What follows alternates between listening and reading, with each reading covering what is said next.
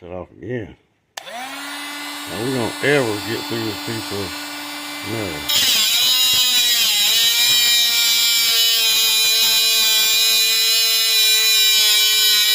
I'm not pushing down on it. I'm just letting the weight of the tool kind of work itself.